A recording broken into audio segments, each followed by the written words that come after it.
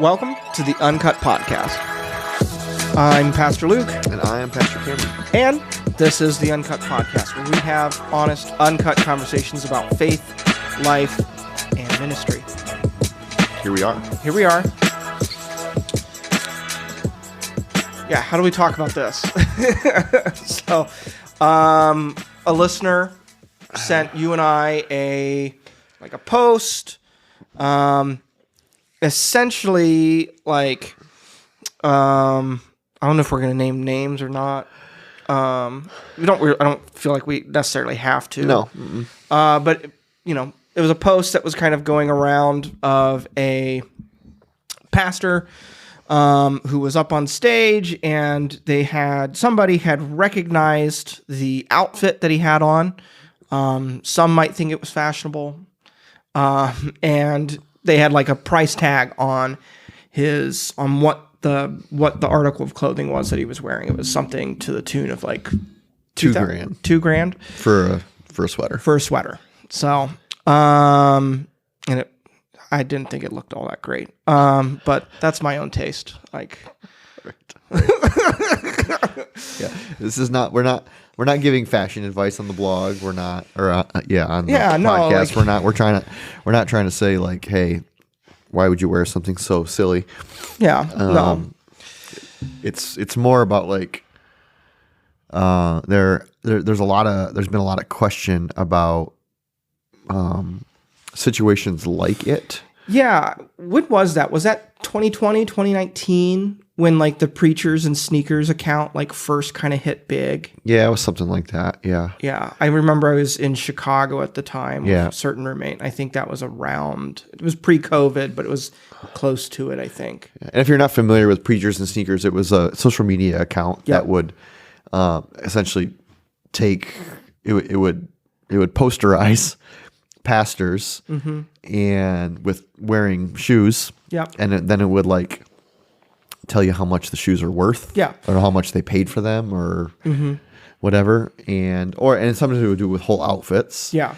In an effort to kind of like bring to social media conversation, like what do people feel about their spiritual leaders, their pastors in the Christian faith, which is typically a faith that has as a pretty core value. It's like, what's the word I'm looking for? It's simplicity. Well, it's simplicity, modesty. but also it's like it's relationship with the poor, and it's service of the poor, and it would essentially call into question the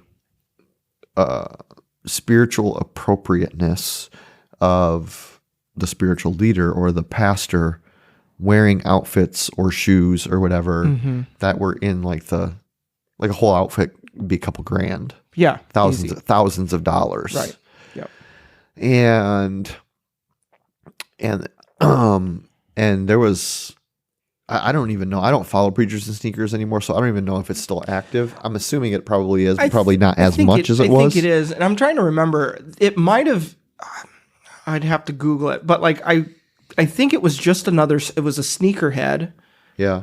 Which is what they call themselves if you're really into like expensive sneakers, like limited edition stuff and all that. I think he was just posting it. I don't think he was trying to do anything. No. And it kind of morphed into that because he himself was just interested in shoes. And so he would just like, and then eventually it evolved into like whole outfits. I remember there was like even posts of pastors being seen not on stage. Like, I remember seeing like outfits and like luggage, like seeing how expensive the pastor's wife's luggage package was that they were using in the airport or something like that. Like, or walking around with Gucci belts and all that kind of stuff. So it's been a conversation that's been happening for a while now. It kind of comes back up every once in a while when somebody notices like how expensive one particular pastor's like outfit or something is. Right. And it's, I mean, I mean, for those of our listeners who are watching, you can see that Cameron and I are not necessarily the most, when we're not ugly, but like we're not the most fashionable. Yeah, people. like I'm wearing a sweatshirt that is from the gym that I work out at. I have one pair of jeans, blue jeans, and I'm wearing them today, and I wore them yesterday to preach in. Yep. Right. Right. I didn't wash them last night, just because we're saving the planet, people. Right. You know, like I got a pair of trail running sneakers on, and this is kind of how I just dress every day. Right. T-shirt and jeans, man. And I would say, like, given like the original comment was about a $2,000 sweater, I don't think my entire wardrobe is worth $2,000. And I'm not joking. Like, I really am not joking. I mainly wear t-shirts that I get from like the gyms that I train at or that are giveaways or stuff like that. Mm-hmm. Like I don't don't want that to be like that's not a value judgment at all. Cause I actually like to dress nice. Right. I like to look good, look good, feel good type of thing. And I like nice clothes. I do too. But I don't have the type of expendable income that can, that I could justify going out and buying even a suit, a full suit that costs $1,000, right? Half of the cost of the sweater, right? So preachers and sneakers like kind of brought light to this and became really like a Christian and non-Christian sensation. A lot of non-Christians jumped on and were like, see, right, this is hypocritical. Christians, that's the word I was looking for, supposed to have solidarity with the poor, and look at these big like spiritual leaders. Well, how many homeless people could that feed? How many all those types of comments. And it became a little interesting phenomena. I hadn't heard much about it since just this past week, and that I saw a couple posts about the cost of the sweater that this famous pastor was wearing on stage, and it was an ugly sweater. Why would you pay that much? Also, what are the spiritual implications of doing something like that? And it is a bit of an insider world. Like if you're not deep into fashion, it's really hard to like I don't really get it. Like there's like I don't know if any of our viewers or listeners would really be the audience that's watching the TV show The Bear. I haven't watched it, but I know it's like blown up virally recently. And I watched this video of this guy who was comparing the t-shirt. Apparently, like one of the main characters has this t-shirt. You can buy the same t-shirt that he has. It's a white t-shirt for a couple $1,000s. It's this designer white t-shirt. Right. Right. Exactly. Yeah. And so the guy was making fun of it a little bit. He's just like, he was like, this is and he was trying to juke you out a little bit by showing, no, actually this is Hanes from Walmart. Like trying to kind of show how ridiculous it is that like, no, you don't have to go buy that exact designer t-shirt in order to get a fit that looks like that and all that jazz. And so like it is, from an outsider's perspective, a little bit ridiculous. I don't get it, to be honest. Yeah. And to be, honestly, I would say like from an insider's perspective, like I think the people who spend thousands of dollars on a white t-shirt are the outsiders. To be honest with you, like I don't think the people that are like, let's buy a 10-pack of Hanes from Walmart are the outsiders. I think we're actually like the inside normal people. Yes, but I get what you're saying. Yeah, I get what you're saying.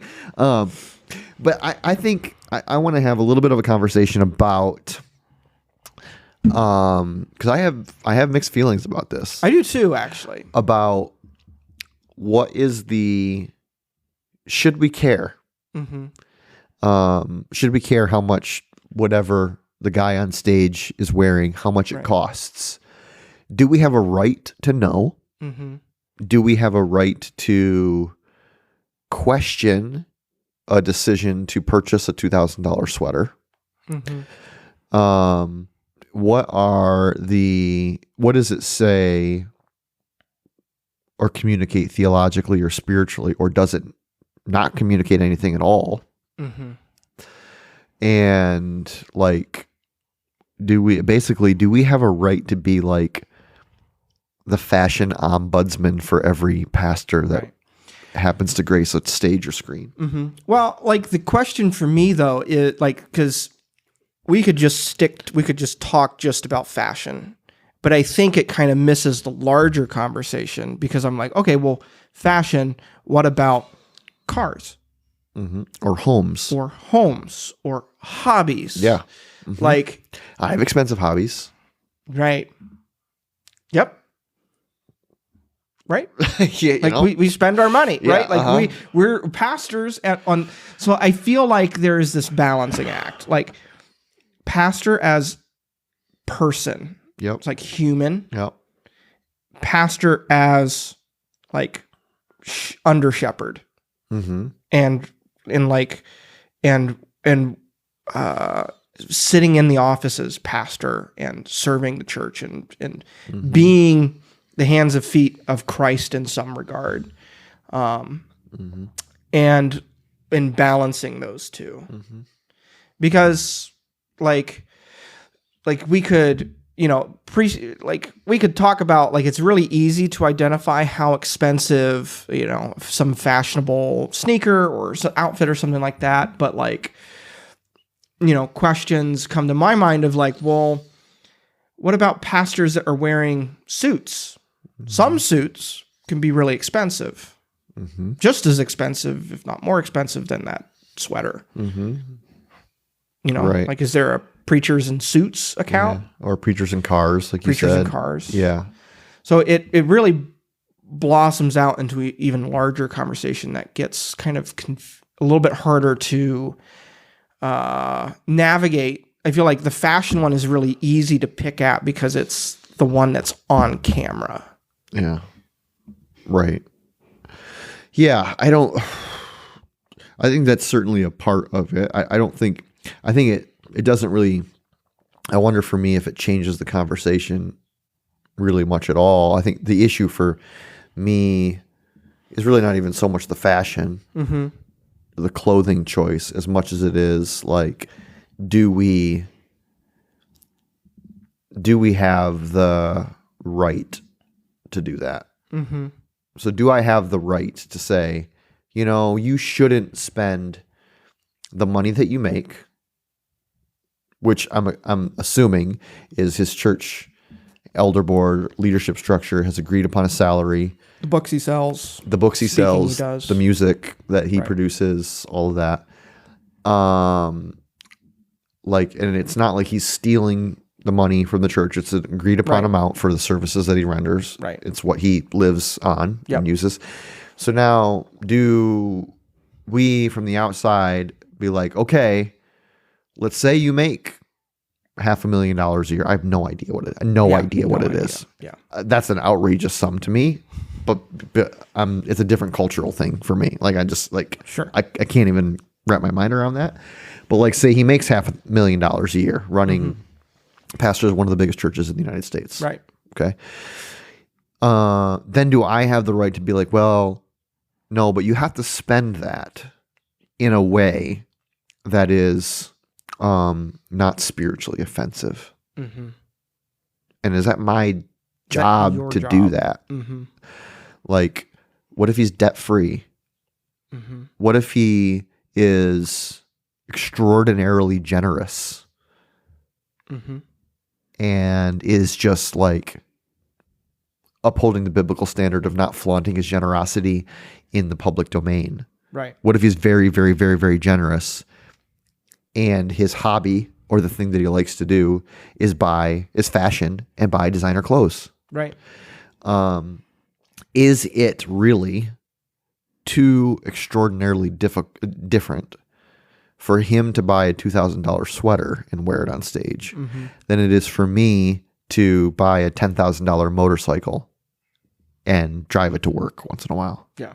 Or ride around on the weekends? Right. Like, tell me what the substantive difference mm-hmm. there is, other than you may have a more personal look into my life or his life to try and examine whether or not that's appropriate given our cultures, our contexts, our income, our churches, scale. our scale, whatever. So the problem for me with the whole thing really is not even the sweater or the amount. The problem for me is I don't know that I would want people to pick apart my financial decisions as if they had intimate knowledge of my financial situation or the generosity or not generosity or the way in which I give or serve or don't or how much I make or don't make or what my debt load is or what it's not, right? Like, I don't know that I think I would want to say to a person like, you don't even have an idea what my life is like financially. So how could you say the purchase is inappropriate? Yeah. Or like what do you think about that? Do we have a right to call into question the financial practices of our pastors and spiritual leaders? I feel like let's just put it this way. If I was like mentoring like a young pastor, had a relationship with him, and he was kind of going in that route. Like he was kind of like, he liked fashion, was buying like really expensive sneakers and outfits and stuff. Like, I'd sit down and I would say, like, is this wise? Like, and have you thought through the implications and the things that you're communicating when you wear these in front of people on stage in particular? Like, I don't want to like leverage a lot of guilt and say that you can't do that in your personal life. But like when you are speaking from the stage, supposedly preaching the word, like we care about our language, we care about our presentation, we care about the way we present all of that. All of that matters. And I don't think it's too far of a stretch to say that what we wear also matters. Because I couldn't get up there and have like a t-shirt with like explicit language on it or something like that. That would be inappropriate or something sacrilegious on it. So what we wear does matter. Where that line is drawn is a bit of a personal conviction. So if I was had a relationship with someone, I would want to have like a conversation with them and challenge them to think through the implications and their boundaries on that. But for somebody that I don't know, I just probably wouldn't go to their church, to be honest. Why though? What if all other things being equal? All other things being so like equal, theology is good, philosophy of ministry is good. Yeah, I have to dissociate all the other things I have in my mind around that church. Right. So I don't know. Yeah. I think because I wouldn't go to that church either. Right. But it's not because of the pastor's fashion decisions. Yeah. It's really got nothing to do with that. It's more about like a philosophy of ministry. Like some theological things that I can't really like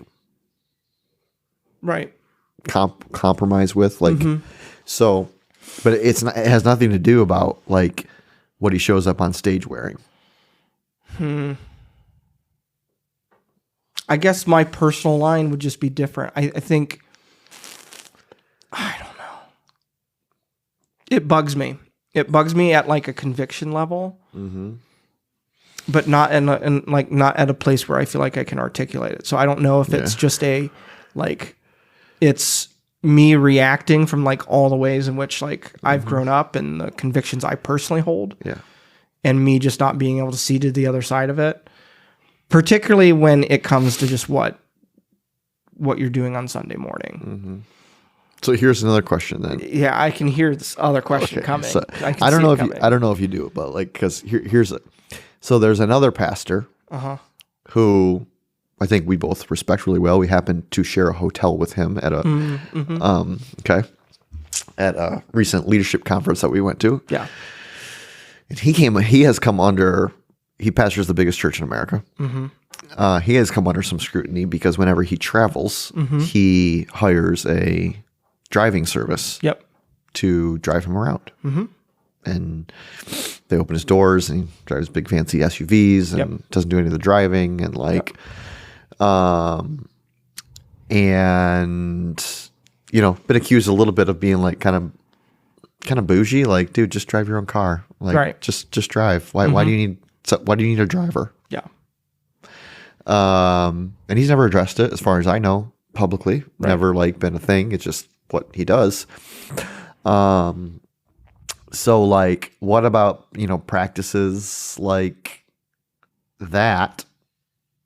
Right. But like, we have a different like perception of him as a leader. Right. And agreement with him as a leader, philosophically speaking, or methodologically, even theologically. And would you go to that church? I'd be more inclined to go to that church. But that practice doesn't bug me as much. It's a bigger church. It is a bigger church. That practice doesn't bug me as much. It's still hard for me to put myself in his shoes and say that's what I would do. I a little bit get it because like I just got back from vacation and man, vacation's kind of not fun when you got to deal with traffic everywhere. I think I know why he does it. It's completely like, it's a complete guess, but I'm pretty sure I know why he does it, but it's besides the point. Right. But, because he is a guy, I listen to pretty much everything that he puts out, read pretty much everything he puts out. And he's very, very clear that he is the most boring man to ever walk the face of the earth. He eats the same thing for breakfast, the same thing for lunch, the same thing for dinner virtually every day, right? He knows exactly what he's going to eat. It's delivered to his office every day at the same time, right?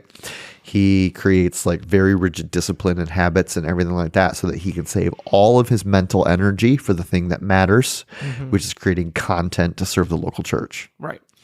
And I would be willing to bet that this is one thing where he was like, I don't want to have to think about. Right.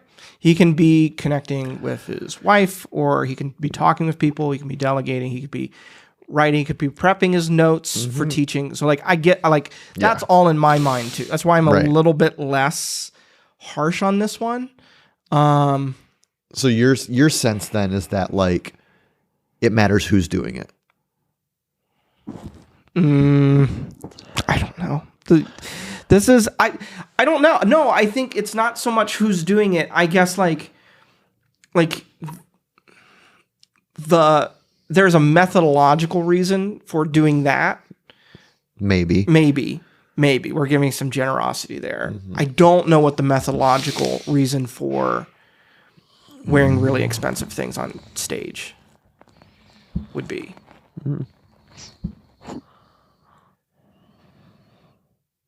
I mean, I think I could make an argument for it. Really? Being like relevant? Like, would that be the argument? Name another church that is so like hell bent on being relevant. Oh my gosh, yeah. Of connecting with that type of audience. Yeah, 100%. Yep. So all advertising is good advertising, in a sense. Yeah. Yeah. But I can see that. But when honestly, like as I circle back around to the point, I'm coming back to the point of like, I don't think we have the right. Yeah. I don't think that we have unless it is like openly egregious and obviously like an obvious, I don't know that we have the right to place judgment on a decision like that. I think there are really, really egregious examples. What? Like Kenneth Copeland having 3 jets. Because I'm happy to name that dude. Happy to name him. What about Creflo Dollar? When your last name is Dollar, you better be careful what you're spending your money on. You know, you know. There are really, really egregious examples. Yeah. But when we don't have really much to go on in terms of like their like what their situation is or like what they spend their money on, like he might be the most generous person in that church. Mm-hmm. Yeah. And then what are we going to say? Right. And he might be generous. Like, we'd need to do a topic about this at some point, but like, maybe he's tithing more than 10%. Maybe he's tithing 40%. That's what I'm saying. It's like, but he's still got so much left over if he's at a certain scale. Right. It's like what if the church's salary for him is $500,000, but he gives away $350,000 of it because he has income from other sources not associated with his ministry there at that church. Yeah. Right. Then we're going to say like, no, maybe this is at the root of it. Our pastors called to a vow of poverty. Mm-hmm. Yeah. Like as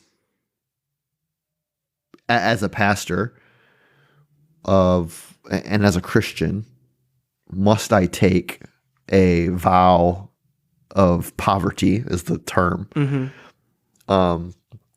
to show or be in solidarity with a simplistic life or the poor in which Jesus served and that I aim to serve as well. Yeah. Like, is it required of me that I be that like, is that a requirement that the Lord asks? Yeah.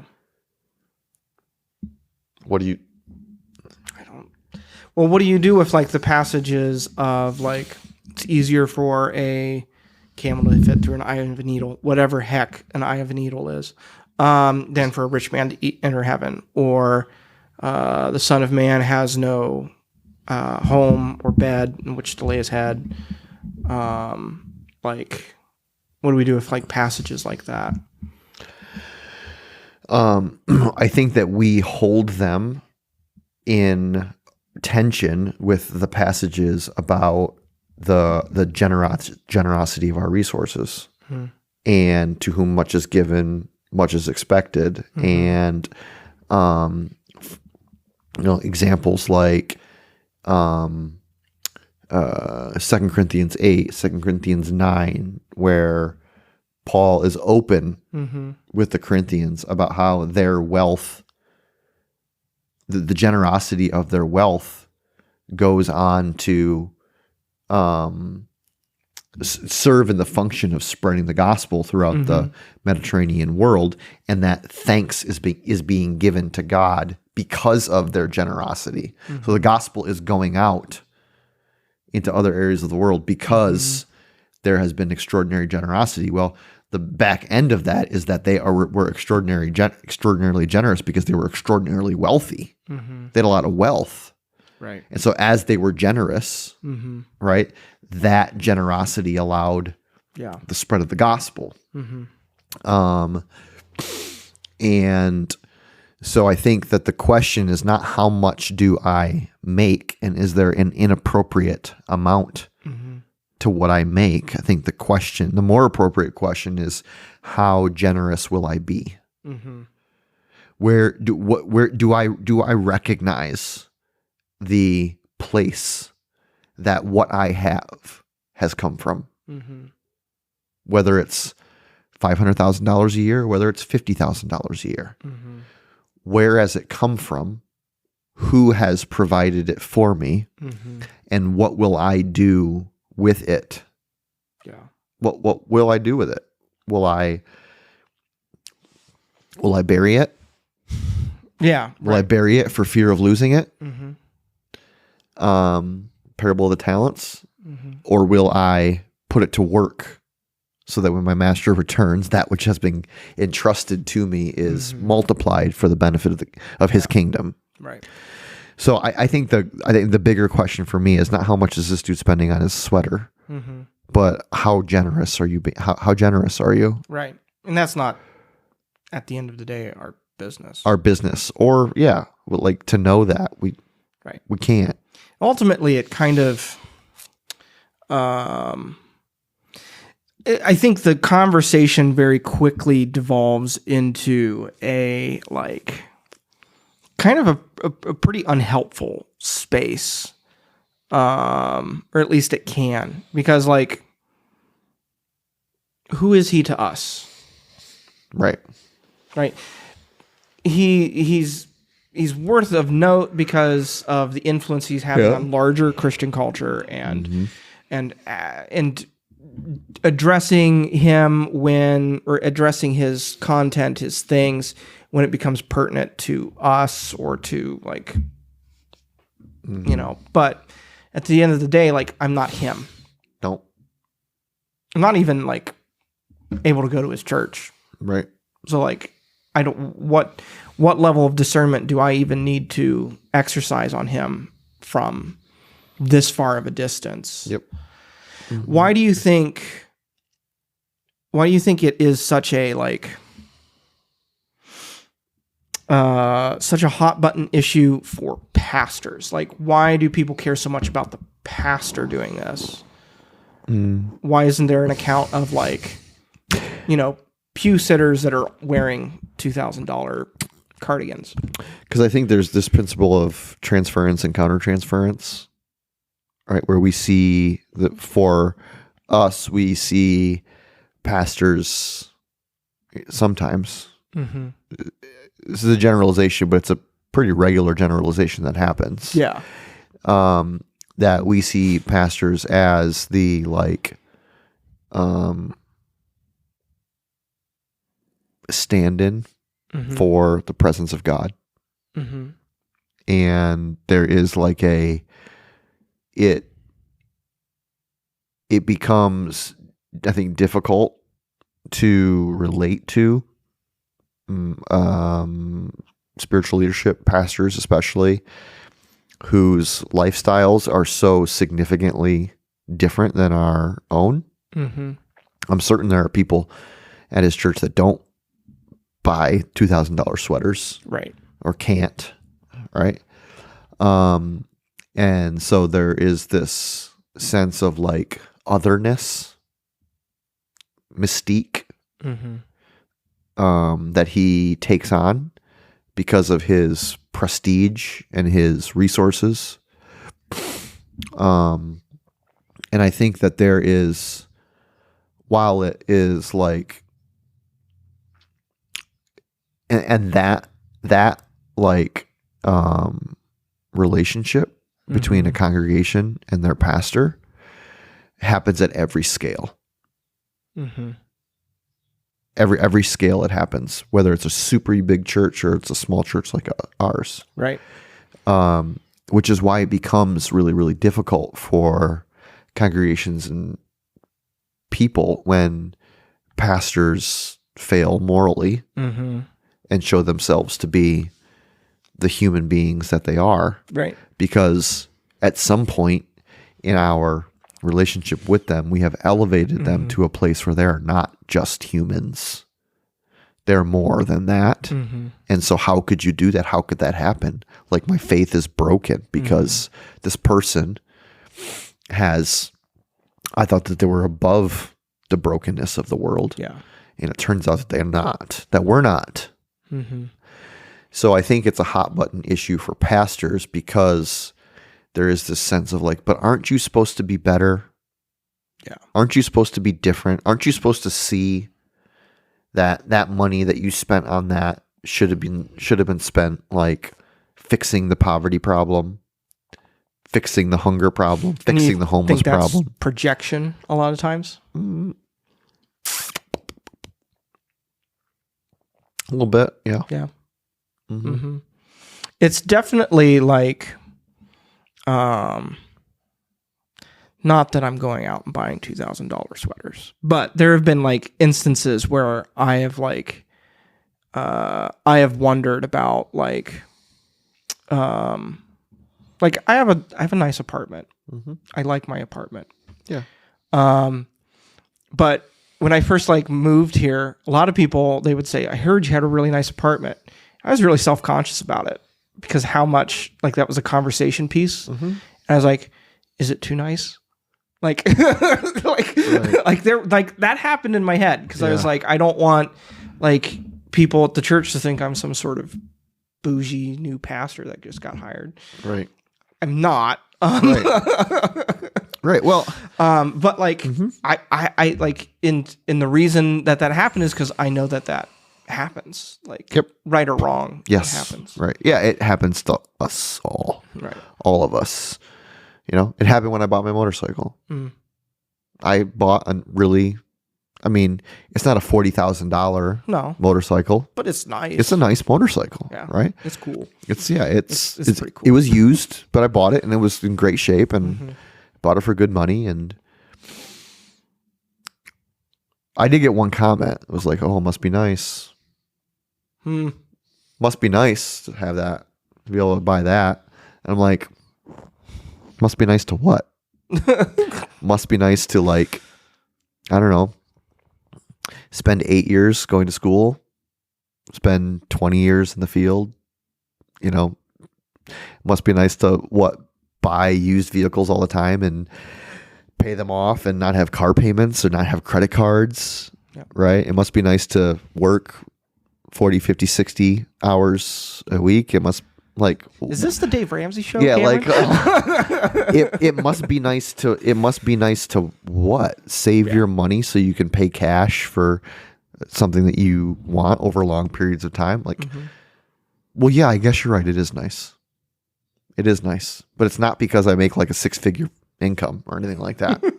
You know, there's nothing nice about that. Like, yeah, right. You know,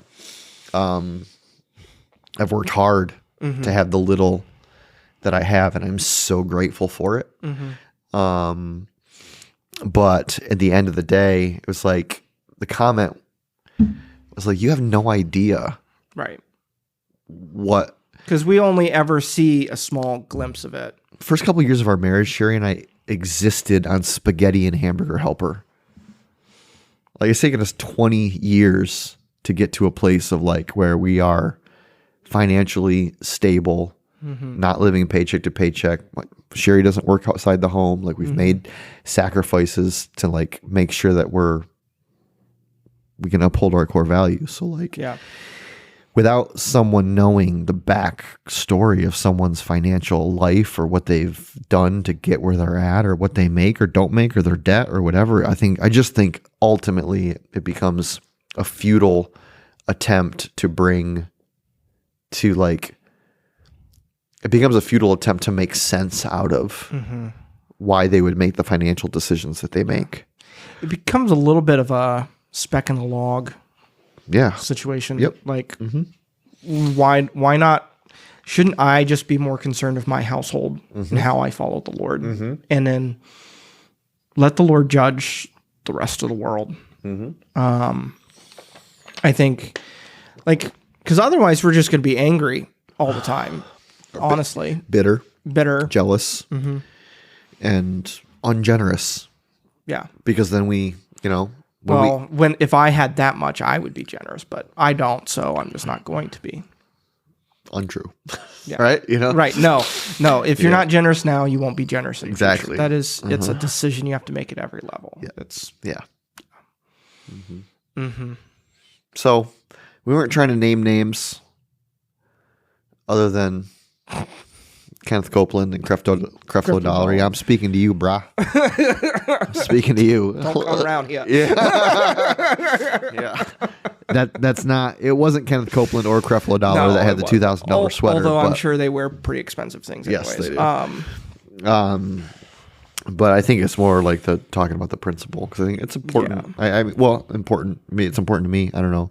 Maybe not important to you guys who are listening, but I think it's helpful to because if I don't know, maybe people aren't on social media as much as you and I, so maybe they don't see it as much. Which, if that's true, good for you. It's not necessarily edifying. Yeah.